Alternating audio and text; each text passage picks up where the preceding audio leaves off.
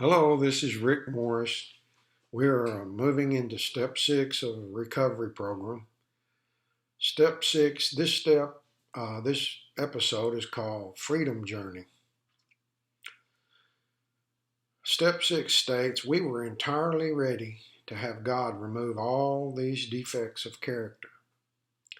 And the scripture to go along with that is humble yourself before the Lord and he will exalt you. James 4:10. Let me say a little bit about this scripture. If we humble ourselves before the Lord in this program, he will exalt us. What that means is he will open doors that he wants open that we've been knocking on, trying to unlock for a long time. He will close doors that need to be closed in our life, and we don't need to go there. But when it says he will exalt you, it means he is the God of promotion. As you go through this program and you get free, all of a sudden, promotions will come. I call them suddenlies. Things will happen in your life and you aren't in charge of it. God promotes you. How marvelous is it to have the creator of the universe in charge of my promotion? Awesome. Okay. Let's take a few moments and reflect on this journey to freedom. This is a summary of where we've traveled so far. I'm going to read these and then we'll talk about it. Step 1, we realized our life was unmanageable. Step 2, we acknowledged that God could restore us to sanity. Step 3, we turned our lives over to God. Step 4, we made a moral inventory of our character or ourselves. Step 5, we admitted the exact nature of our wrongs. And step 6, we are ready to have God remove these defects of character. Now, I'm going to ask this question, I'll pause, and then I'll give you my answer. Am I sure I understand and believe what we have been talking about and working on, and I believe all of this is true?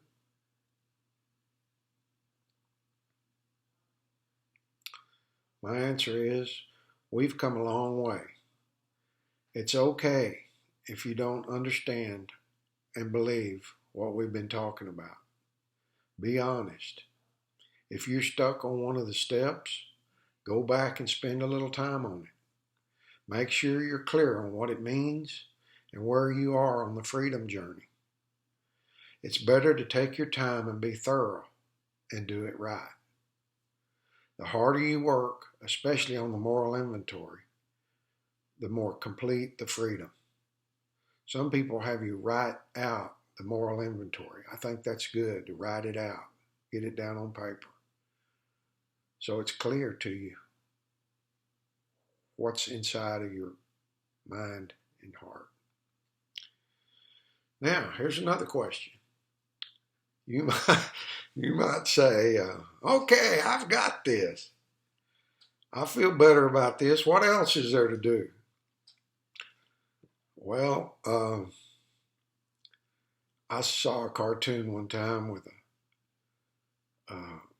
it was a picture or a drawing of a grave, and on this headstone, it said, I got this.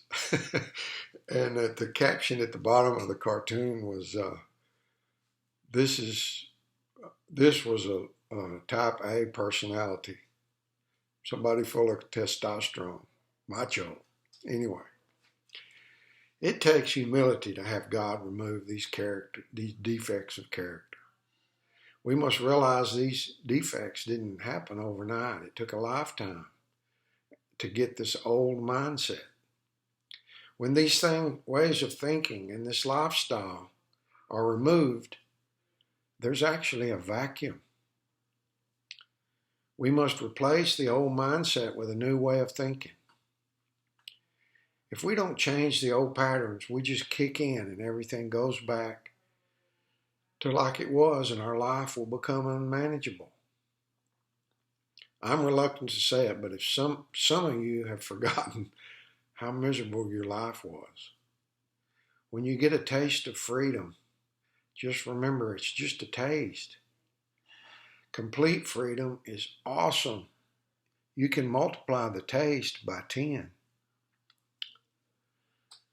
Another question. I'm not sure I realized how long it takes to get free. Well, it is a long process, but it's worth it. Now, here's my answer to that question or that statement. We know you're in a hurry to get your life back. But remember, it took a long time to get your life to become unmanageable. It took some more time for you to decide that you were ready to quit drinking and drugging. Every day will get better. Be hungry for freedom. Go after the clean life. We promise you, you will not regret it.